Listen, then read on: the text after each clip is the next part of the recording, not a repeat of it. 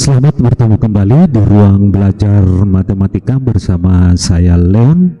Dan kemarin kita sudah bahas materi geometri ruang, dan kali ini kita akan lanjut matematika wajib kelas 12, topik yang kedua tentang statistika.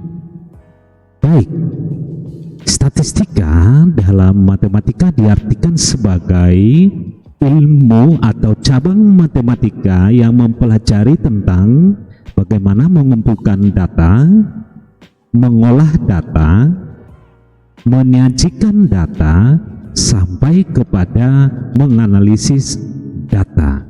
Sedikit berbeda dengan statistik. Pada statistik itu sudah sampai kepada penarikan kesimpulan atau pemberian keterangan tentang hasil dari penelitian, atau boleh disebut sebagai hasil apa yang dikerjakan oleh statistika. Baik, nah materi pokok statistika SMA itu adalah distribusi frekuensi. Nah, seperti apa distribusi frekuensi, data distribusi frekuensi untuk data tunggal, distribusi frekuensi data tunggal kita tidak akan bahas ya. Yang akan kita bahas di statistika SMA adalah distribusi frekuensi data berkelompok. Bagaimana caranya? Mari kita coba lihat dulu ya, contoh berikut. Kita mulai dengan mengumpulkan data. Nah, sekarang seandainya diberikan data, nah ini cara pengumpulan data yang kita gunakan dari 4 cara yang tadi adalah daftar pustaka ya. Daftar pustaka artinya kita sudah menggunakan data yang sudah ada. Ini data ulangan matematika 40 orang siswa ya. Nah, langkah kedua adalah mengolah data. Dalam pengolahan data untuk membuat tabel distribusi frekuensi atau menyajikan data tersebut tadi ke bentuk distribusi frekuensi data berkelompok, ada 3 hal penting yang Anda harus lakukan ya dalam pengolahan data yang sudah kita kumpulkan tadi. Yang pertama adalah jangkauan data, menentukan jangkauan data. Dalam matematika diartikan bahwa jangkauan data itu adalah selisih data terbesar dengan data terkecilnya. Ya, jadi kalau Anda perhatikan tadi, kita lihat dulu kembali data yang ini ya. Iya. Nah, kalau Anda perhatikan data ini, sekumpulan data ulangan matematika 40 orang siswa ini, data terbesarnya itu adalah 80. Sedangkan data terkecilnya adalah 66 ya. Ya, coba kita perhatikan. Ya, betul. Data terkecilnya adalah 66. Maka jangkauan datanya adalah 80 dikurangi 66 sama dengan 14. Mudah ya. Berikutnya adalah menentukan banyak kelas. Nah, dalam statistika umum digunakan aturan Sturges ya. Ini nama seorang ilmuwan matematika ahli statistika ya, bahwa menurut dia dalam menentukan banyak kelas itu sebaiknya menggunakan rumus 1 ditambah 3,3 logaritma n, dengan n di sini adalah banyak data. Tetapi ada catatan penting sebenarnya untuk Anda, bahwa menentukan banyak kelas itu tidak selalu ya menggunakan aturan Sturges. Boleh Anda pilih kisaran 5 sampai 15 kelas.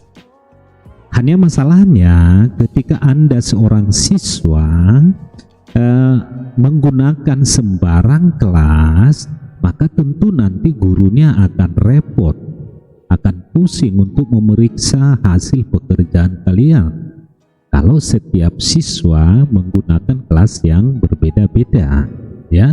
Maka untuk keseragaman baiknya Anda menggunakan aturan Sturges. Baik, kita lihat bagaimana cara menggunakannya. Tadi N banyak data itu 40 orang siswa. Kalau Anda menggunakan tabel logaritma atau boleh dengan kalkulator, maka diperoleh logaritma 40 itu kisaran kira-kira 1,6020. Lalu dikalikan 3,3, 5,28 ditambah 1 menjadi 6,28. Nah, karena banyak kelas itu harus bulat, maka ketika menemukan pecahan Anda harus membulatkannya. Nah, aturan pembulatan ini tidak sebuah keharusan ya, dibulatkan ke bawah atau dibulatkan ke atas. Nanti guru kalian akan mengingatkan kalian waktu menjawab soal ya, mau dibulatkan kemana gitu ya. Baik, kita lanjut dengan panjang kelas, panjang interval kelas. Ini yang kita sebutkan tadi di depan ya. Anda perhatikan di setiap rumus tadi hampir menggunakan panjang interval kelas. Jadi tentu perlu sekali perhatian khusus untuk panjang interval kelas ini.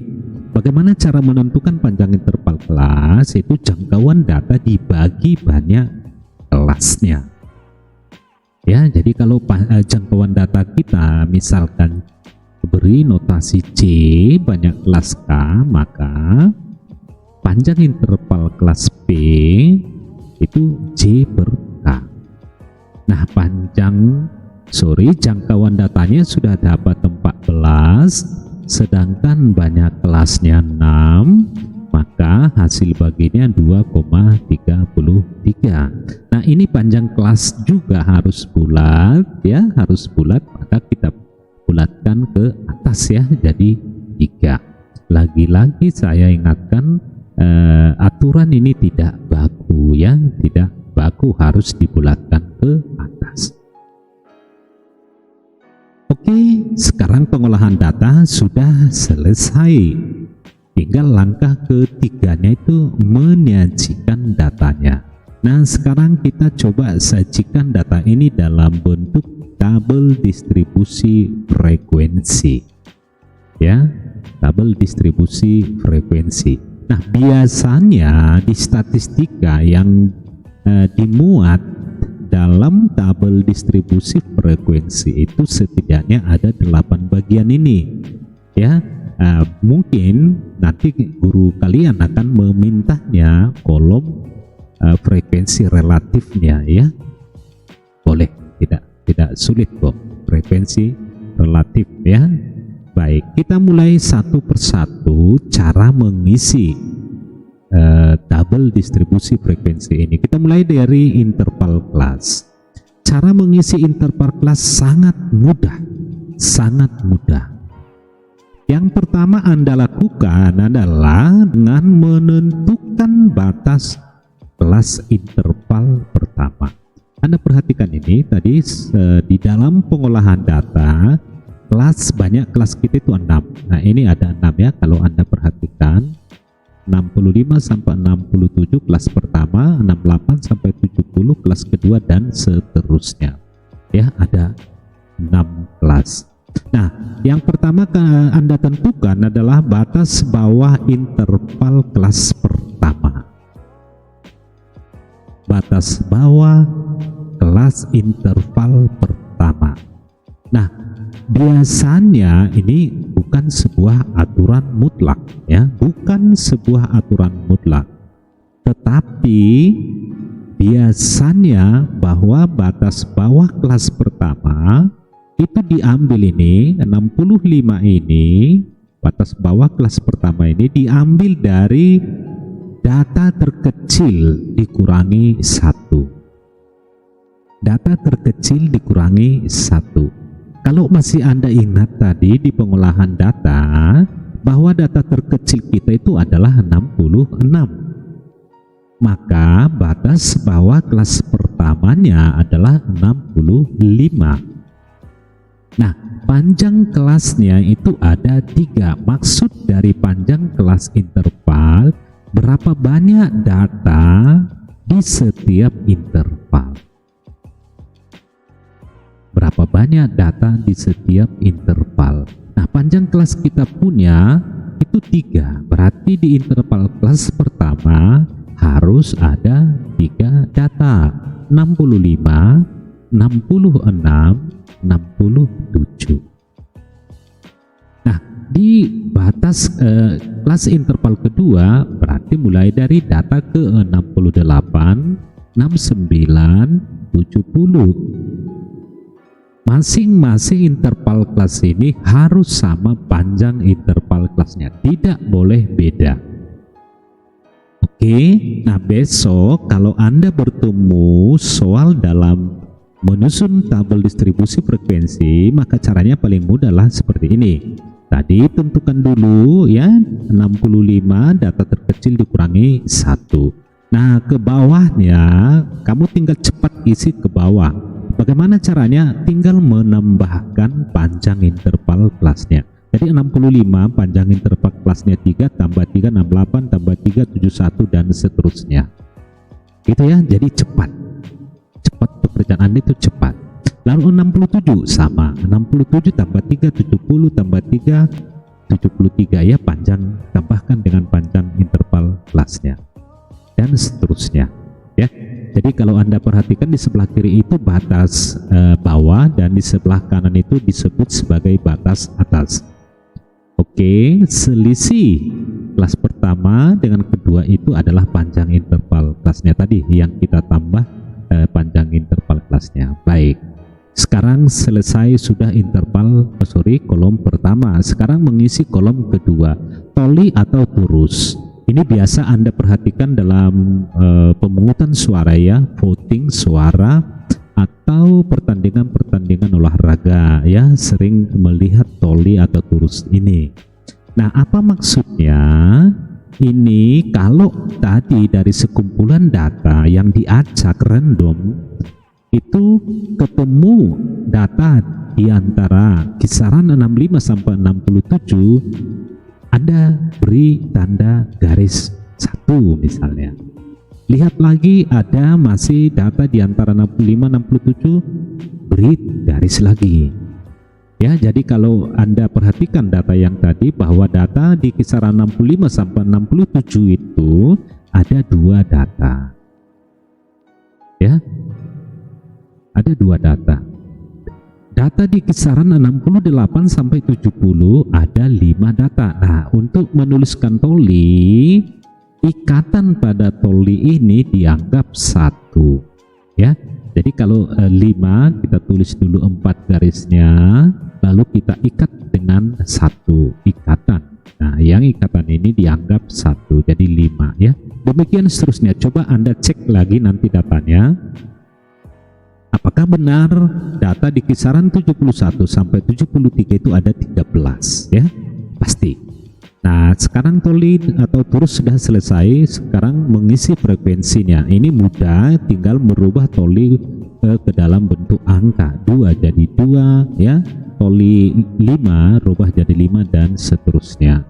Catatan penting bahwa sigma frekuensi atau jumlah keseluruhan frekuensi ini harus sama dengan banyak data tadi ya. Karena banyak data 40 orang siswa, maka sigma frekuensinya harus sama dengan 40. Oke, nah sekarang kolom keberapa ini? Kolom keempat ya, kolom keempat. Bagaimana cara menentukan titik tengah? Nah, ini perlu sekali Anda fokus. Perlu sekali Anda fokus tentang menentukan titik tengah. Karena nanti titik tengah ini sering sekali digunakan dalam perhitungan ukuran pemusatan, ukuran letak, sampai dengan ukuran penyebaran data. Tolong untuk fokus cara menentukan titik tengah. Tidak sulit ya, tidak sulit.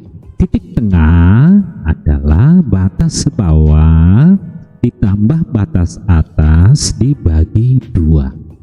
Coba Anda perhatikan kelas pertama, 65 ditambah 67 itu berapa itu? 132 ya. 132 dibagi 2 adalah 66. Demikian seterusnya, 68 tambah 70 dibagi 2. Nah, untuk menentukan titik tengah kelas berikutnya, Anda tidak perlu repot-repot lagi menjumlahkan lalu dibagi 2, tidak usah. Kalau sudah titik tengah interval kelas pertama sudah dapat, maka untuk berikutnya tinggal tambahkan panjang interval kelasnya tadi. Panjang interval kelasnya 3 ya. Jadi 66 tambah 3 69 dan seterusnya. Sangat mudah. Oke, baik. Kita lanjut dengan menentukan tepi bawah. Tepi bawah itu batas bawah. Tadi kita sudah tahu ya yang mana batas bawah. Batas bawah dikurangi 0,5. 0,5 ini dari salah mutlaknya ya. Karena ukuran terkecilnya itu 65 1 ya, ukuran terkecilnya. Jadi setengah dari salah mutlak itu 0,5 ya. Baik, jadi kalau demikian 65 dikurangi 0,5 menjadi 64,5. Nah, lagi-lagi dalam mengisi tepi bawah kelas berikutnya tidak perlu lagi repot-repot lirik interval kelasnya. Ingat saja panjang interval kelasnya itu 3, tambahin 3, 67,5 tambah 3, 70,5 dan seterusnya. Oke, baik. Nah sekarang tepi atas. Nah kalau tepi bawah, batas bawah dikurangi 0,5, maka tepi atas, batas atas ditambah 0,5. Batas atas ditambah 0,5. Anda perhatikan batas atas kelas pertama 67 ditambah 0,5 berarti 67,5. Selanjutnya tambahkan dengan panjang interval kelasnya. Tambah 3 ya, 70,5 tambah 3, 73,5 dan seterusnya. Oke, nah sekarang ini yang kita sebutkan tadi, frekuensi kumulatif. Nah, diartikan bahwa frekuensi kumulatif itu adalah jumlah ya, akumulasi dari frekuensi-frekuensi sebelumnya. Ini tolong juga sama halnya dengan titik tengah, ini penting sekali. Jangan sampai salah. Karena di sini salah perhitungan kamu nanti akan salah, akan keliru. Sangat mudah. Nah, untuk frekuensi kumulatif kurang dari, logika sederhananya, mengapa 2 di kelas pertama ini? Karena frekuensi di bawah 64,5 itu 0. Ya, tidak ada data di bawah 64,5, berarti akumulasinya 2 ditambah 0 tetap 2. Nah di kelas kedua berarti kumulatifnya adalah 5 ditambah 2 ya, 5 ditambah 2. Di kelas ketiga 13 tambah 5 tambah 2 berarti 20 dan seterusnya.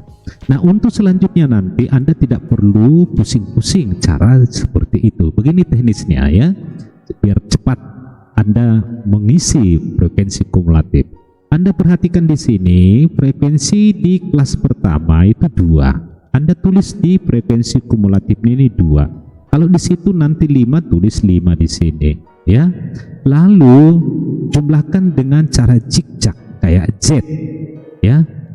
Kayak Z zigzag. 2 ditambah 5 7, 7 ditambah 13 20 kayak Z ya. 20 tambah 14 34, 34 ditambah 4 38, 38 ditambah 2 40. Nah jumlah terakhir ini harus sama dengan jumlah frekuensinya.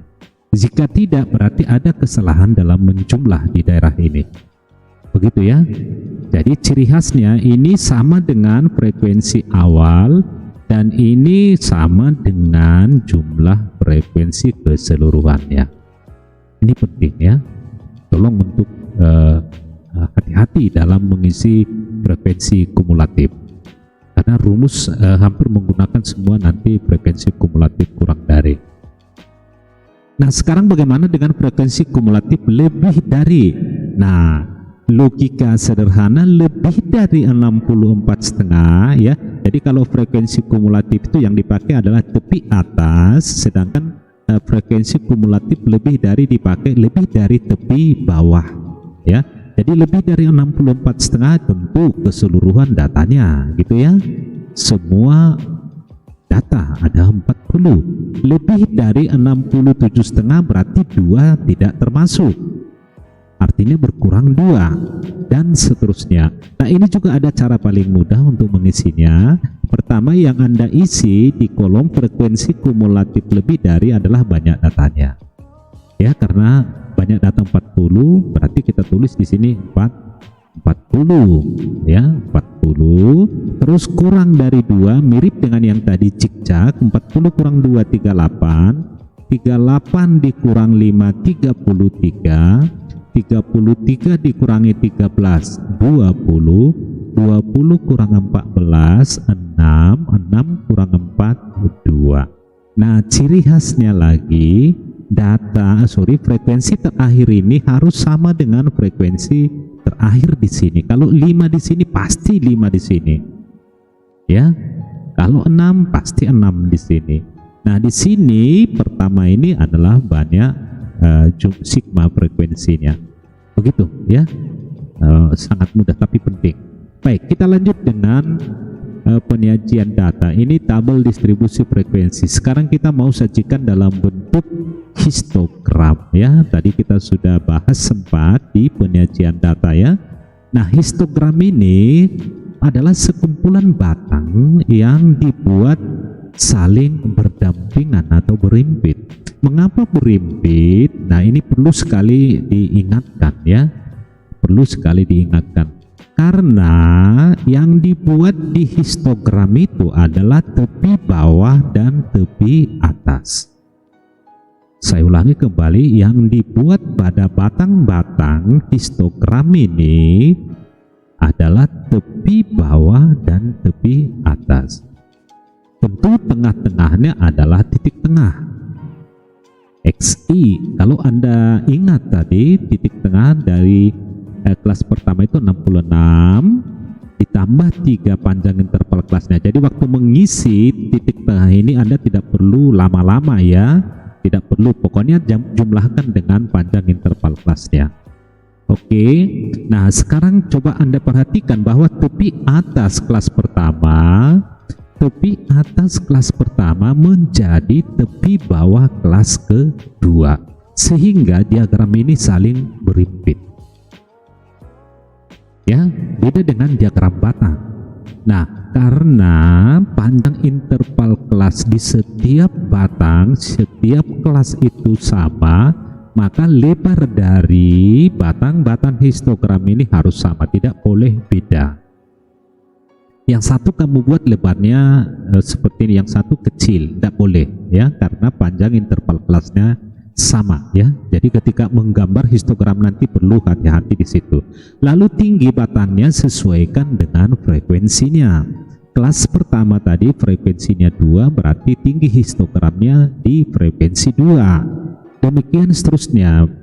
Batang kedua itu frekuensinya 5, berarti tingginya di 5 dan seterusnya. Itu histogram. Oke.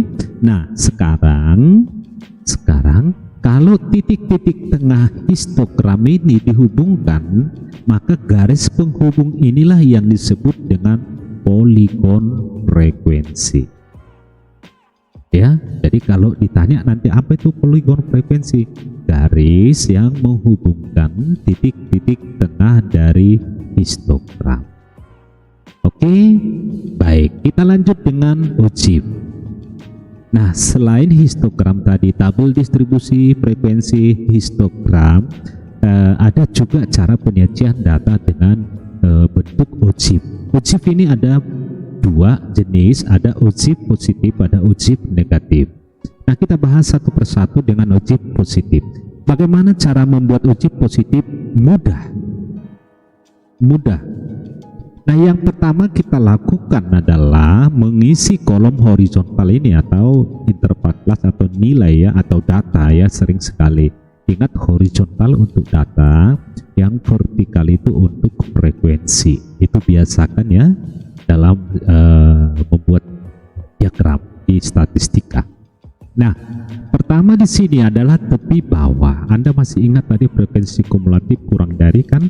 bahwa dikurang dari 64,5 data itu 0, tidak ada.